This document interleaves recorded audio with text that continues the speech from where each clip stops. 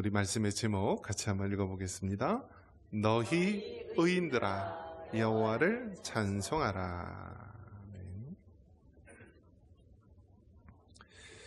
네. 하나님이 지으신 그 우주 만물, 자연 삼라만상을 바라보면은 우리가 입이 탁 벌어지고 찬양할 수밖에 없습니다.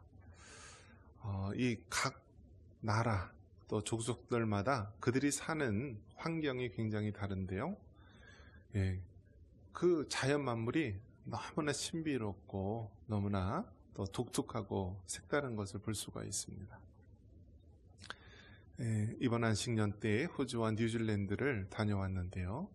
예, 그 호주라는 땅은 이 미국 알래스카를 제외한 그 땅 넓이랑 같습니다. 이 호주 땅, 이 광활한 땅인데요. 이제 저희가 이번 안식년 때 비행기로는 2만 킬로미터를, 또 자동차로는 렌트를 해서 5,000km 가량을 했습니다. 서울, 부산 한 10번 가는 거리죠.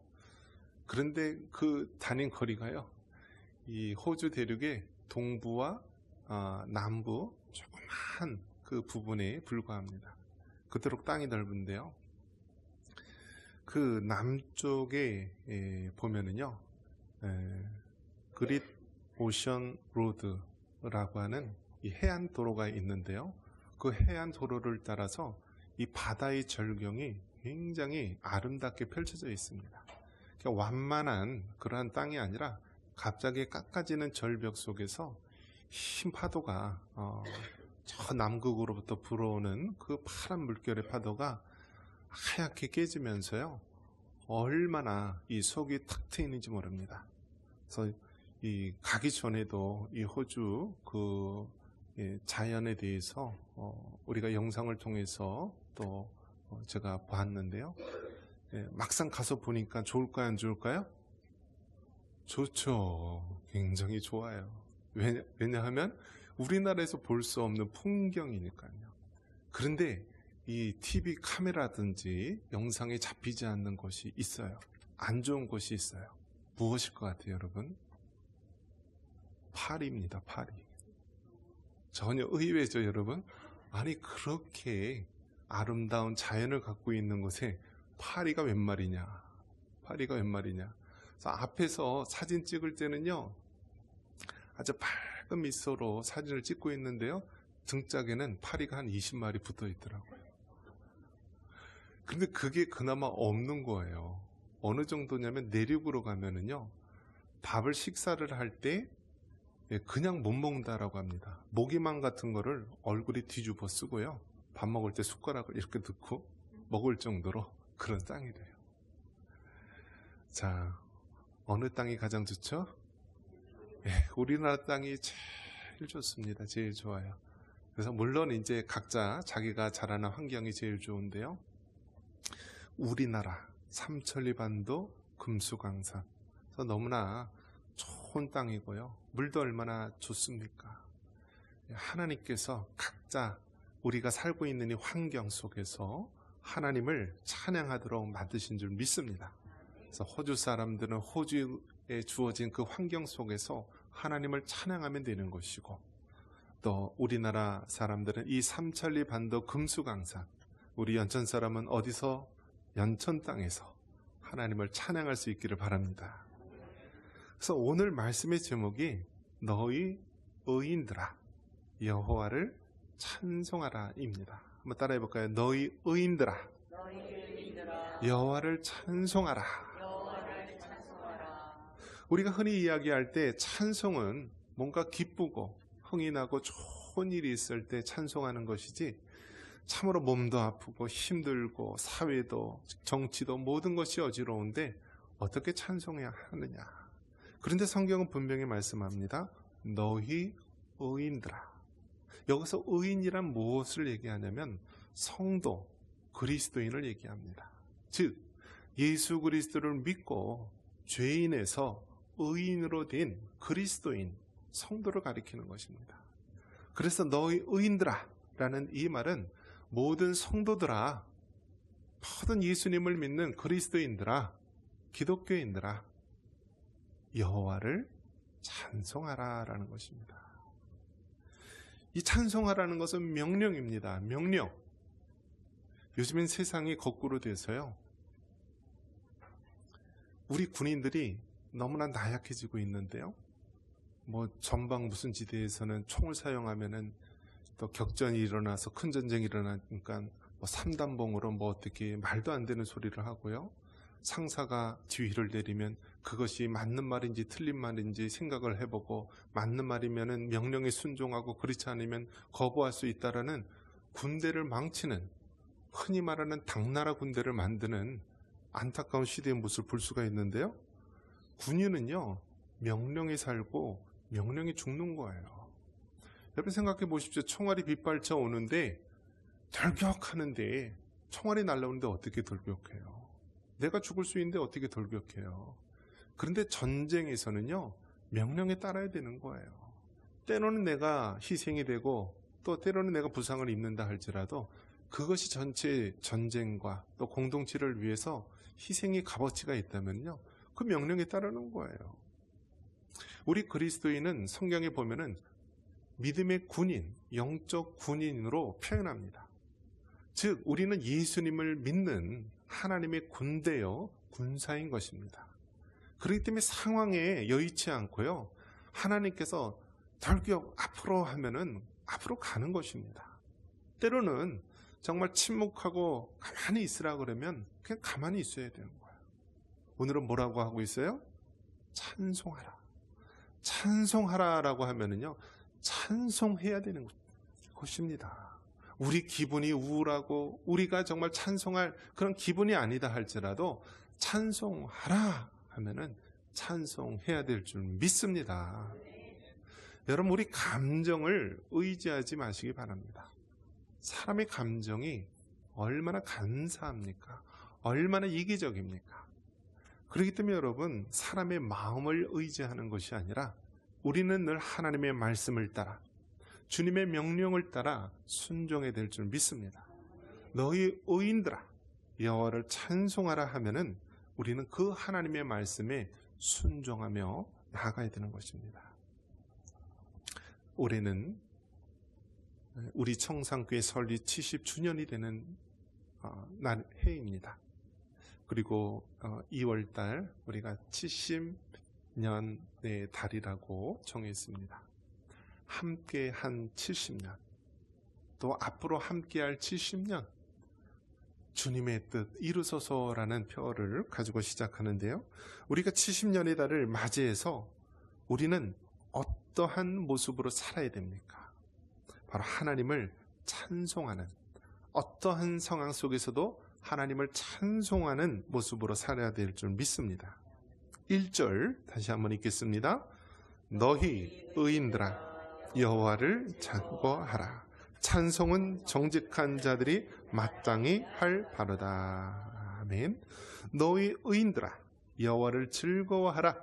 찬송은 정직한 자들이 마땅히 할 바로다. 70년의 달을 맞이해서 우리는 어떠한 모습으로 살아야 됩니까?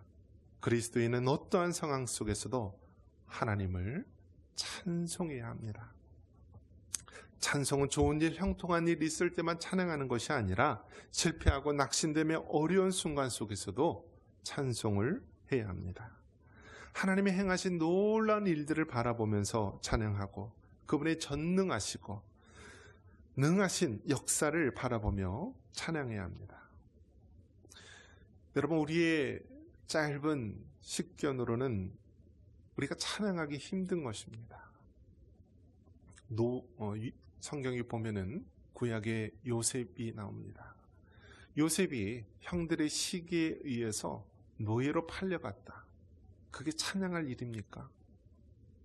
요셉이 이제 보디발의 집에 가정총무로 일하다가 열심히 일했는데 감옥에 갇혔습니다. 그게 찬송할 일입니까? 하지만 모든 것이 합력하여 선을 이루시는 하나님께서는 이 모든 것을 통하여 하나님의 선을 이루고 찬양을 받으시는 줄 믿습니다.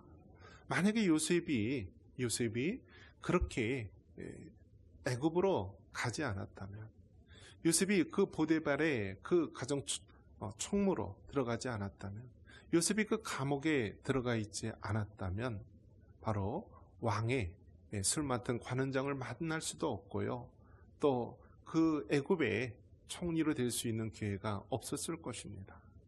그렇기 때문에 우리는 되어지는 모든 하나하나의 일을 볼 때 찬송하기 힘듭니다. 오히려 불평과 불만하기 쉽습니다. 하지만 우리가 믿는 하나님은 그 모든 선한 일, 악한 일, 또 성공과 실패 모든 일을 통하여 합력하여 선을 이루기 때문에 우리는 비록 내 생각과 다를지라도, 고난과 어려움이 있다 할지라도 하나님을 찬송해야 하는 것입니다. 그렇기 때문에 여러분, 어떠한 상황 속에서도 하나님을 찬송하시기 바랍니다. 우리 그리스도인들은 성경을 들고 있습니다. 구약과 신약. 아플 때는 무엇을 먹어야 되죠? 약을 먹어야 되죠. 약. 그래서 우리가 약국에서 육신의 약도 먹어야 되지만 영의 병이 걸렸을 때 구약과 신약도 먹어야 돼요. 그리고 또 이 성경책 뒤에 또 친절하게 무엇이 붙어 있죠? 찬송가가 붙어 있잖아요. 얼마나 좋습니까? 찬송가. 여러분, 세상 노래들은요, 저작료가 있고요, 저작권이 있고요, 또 이제는 함부로 그 노래를 틀면은요, 법에 걸려요. 그 음원, 노래의 그 값을 돈을 주고 사든지 그렇게 권리 행사를 해야 되는 거예요. 그런데 여러분, 찬송가 부른다고 여러분에게 저작료 요구합니까? 아니지 않습니까? 얼마나 좋습니까? 마음껏 하나님을 찬송할 수 있는 것입니다. 그렇기 때문에 여러분이 그리스도인이고 하나님의 자녀가 되었다면 어떠한 상황 속에서도 하나님을 찬송할 수 있는 여러분 되시길 주님의 이름으로 축원합니다. 이사야 43장 21절 말씀에도 이 백성은 내가 나를 위하여 지었나니 나를 찬송하게 하려 함이니라. 하나님이 우리를 창조하신 그 목적이 하나님을 찬송하기 위해서다라는 거예요. 왜 많은 사람 중에 나라는 사람을 하나님의 자녀로 택하였을까? 그것은 나를 통하여 하나님이 찬양을 받으시고 예배를 받으시기 위함입니다. 여러분, 하나님이 여러분에게 큰 일들을 이루라고 하십니까? 많은 부를 쌓으라고 하십니까? 위대한 업적을 세우라고 하십니까? 그게 아니에요. 여러분이 선 그곳에서 하나님을 찬양하고 하나님을 노래하며 하나님을 경외하기를 원하시는 것입니다. 여러분, 우리의 창조 목적이 바로 하나님을 찬송케 함을 늘 기억하며 우리 입술로 주님을 찬양할 수 있기를 축원합니다. 70년의 달을 맞이하여 우리는 이 시대를 어떻게 바라봐야 합니까? 여호와께서 나라들의 계획을 폐하시며 민족들의 사상을 무효하게 한다라고 말합니다. 10절 같이 한번 읽겠습니다. 10절입니다. 여호와께서 나라들의 계획을 폐하시며 민족들의 사상을 무효하게 하시도다. 아멘. 우리 하나님께서 나라들의 계획을 폐하시고 민족들의 사상을 무효하게 하신다라고 말합니다. 여러분, 이 세상이 얼마나 악하고 또 얼마나 죄된 문화가 많이 들어와 있는지 모릅니다. 구약 성경에는 이 세상이 너무 타락하여서 하나님께서 더 이상 세상을 두고 볼 수가 없었어요. 그래서 노아와 그 가족을 통하여서 이제 전 세계를 물로써 심판하시게 되고 결국 노아와 그 가족, 방주에 있는 생물만 살아남게 됩니다. 그러면서 다시는 물로써 세상을 심판하지 않겠노라고 하나님께서는 무지개를 보여주셨습니다. 그래서 무지개를 볼 때마다 그래, 세상이 죄를 범하여서 죄가 온 세상에 가득하여서 물로써 심판했는데 이제 우리 하나님께서 다시는 물로써 심판하지 않겠노라고 무지개를 보여주셨구나 라면서 사람들로 하여금 그 무지개를 보며 하나님의 그 인자하심을 바라볼 수 있도록 하셨습니다. 그런데 이 세상이 얼마나 악합니까? 이 세상에서는요, 그 7빛깔 무지개를요, 바로 타락한 동성애의 상징으로 여기고 있는 것입니다. 이 서구에 가면은요, 어떤 일이 있냐면은요, 마치 우리나라의 무당집에는 뭐가 걸려 있죠? 막 울긋불긋한 깃발을 장대에 매달고 있지 않습니까? 이 동성애자들, 하나님의 창조 질서를 파괴하는 이 동성애자들이요, 자기 집에다가 그 무지개 깃발을 걸어 놓습니다. 그러면 그게 무슨 뜻이냐면, 나는 동성애자다, 나는 동성애를 지지하는 자다라는 의미입니다. 그 빛깔, 7빛깔 무지개도요, 빨주, 노초, 파, 남색을 빼고요, 보, 6빛깔 색깔로 해서요, 바로 하나님의 창조 질서를 정면으로 도전하는 시대가 된 것입니다. 우리가 살고 있는 시대를요, 포스트 모더니즘이라고 합니다. 즉, 후기 근대주의, 후기 현대주의라고 말하는 것입니다. 그 세대의 특징을 한마디로 이야기한다면요, 마치 사사기에 나오는 것처럼 사람들이 자기 소견에 옳은 대로 사는 세상입니다. 즉, 지 멋대로 하는 세상을 말하는 것입니다. 남이 뭐라고 하든, 학교에서 뭐라고 하든, 심지어는 부모님이 뭐라고 하든, 내 좋은 대로 하겠다, 내 하고 싶은 대로 하겠다, 내 인생은 누구 것? 나의 것 하면서 아주 허랑방탕하게 사는 것을 말하는 것입니다. 이 악한 시대 속에서 또 얼마나 이 악한 시대의 흐름들이 많이 있는지 모릅니다. 우리나라는 미국 다음으로 선교사를 많이 파송하고요, 그 70년의 짧은 시간 동안에 산업화와 민주화를 이룬 그러한 살기 좋은 나라로 하나님께서 축복하여 주셨습니다. 그렇지만 같은 민족, 같은 땅덩어리 살고 있지만 저 북녘에 있는 북한에서는 어떤 일이 벌어집니까? 전 세계에서 가장 기독교를 박해하는 나라로 되어 있습니다. 북한에서는요, 성경책만 들고 있으면요, 정치범 수용소에 끌려가고 죽을 수도 있는 거예요.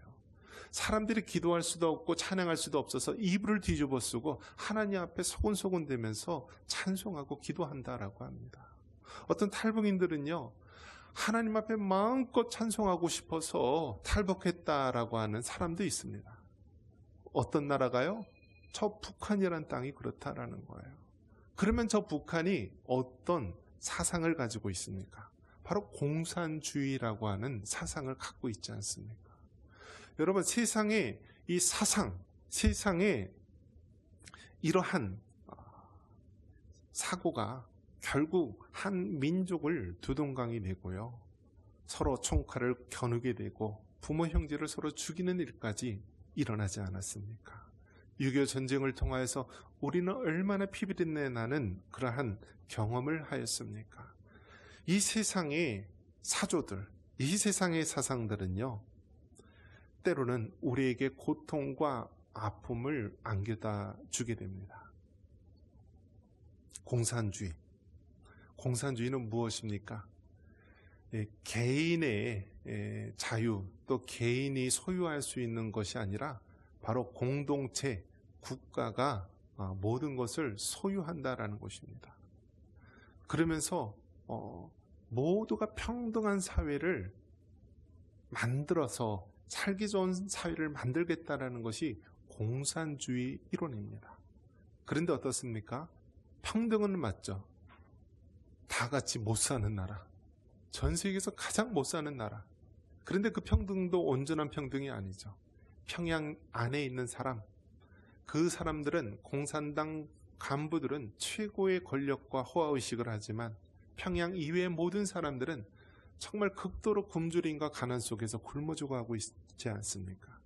이것이 바로 공산주의, 바로 북한과 또 중국과 러시아, 그런 일부 나라들이 주장하고 있는 세상의 사상인 것입니다. 그렇다면 물질 만능주의, 자본주의는 완벽한 것입니까? 이 자본주의도 사실은 완벽한 것이 아닙니다. 기독교 정신을 가지고 있는 그러한 믿음의 선진들이 주축이 되어서 만들었지만 이 땅에는 모든 사상들, 사조들은 완벽한 것이 없습니다. 빈익빈 부익부 현상을 가속시켜서 빈부의 격차를 더 심화시키고 있는 것입니다.